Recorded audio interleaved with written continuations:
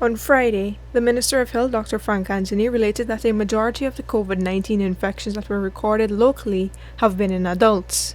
He said that of the more than 20,000 infections that Ghana has recorded since March 2020, only about 1,567 of those cases were children. But over the past few weeks, a worrying trend has been observed where children are becoming more seriously ill and hospitalized. We do have children who would get COVID-19. A lot of time it's discovered accidentally because children generally would have very mild symptoms of COVID-19. In very exceptional cases, you might have some complications of those infections. While most of the cases so far that we have seen have really been mild, over the last 2 weeks or so, we have seen a disturbing trend. And right now, in our hospitals, we have 4 children who have been severely affected by COVID.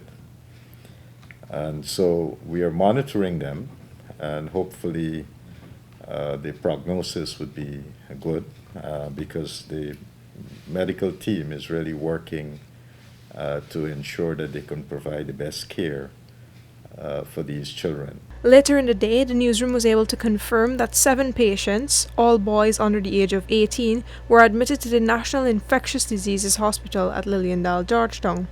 Head of Strategic Planning and Communications at the Georgetown Public Hospital Corporation, Shalana Providence, explained that the 3 children, a 16-year-old and 2 8-year-old boys, are receiving care at the COVID-19 Intensive Care Unit, ICU.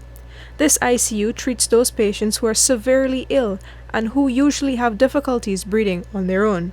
Meanwhile, the 4 other young patients, who are 3, 11, 12, and 17 years old, are in the hospital's transition ward. These patients are all boys as well. Importantly, Providence stated that this is the first time the hospital has had this many children hospitalized at the same time. Meanwhile, the health minister has called upon individuals to take the necessary precautions to keep safe from the spread of the coronavirus. The virus, as we can see, can affect children, and I don't think a lot of people have paid attention to that, and therefore it's time that we pay some attention to this, especially now that we are seeing not just the mild cases in children, but we are seeing more severe forms of COVID among the children population. In Guyana, no vaccines have been approved for use in children as yet. Vaccines are, however, available to people aged 18 years and older. Reporting for the newsroom, I am Vishani Raghuber.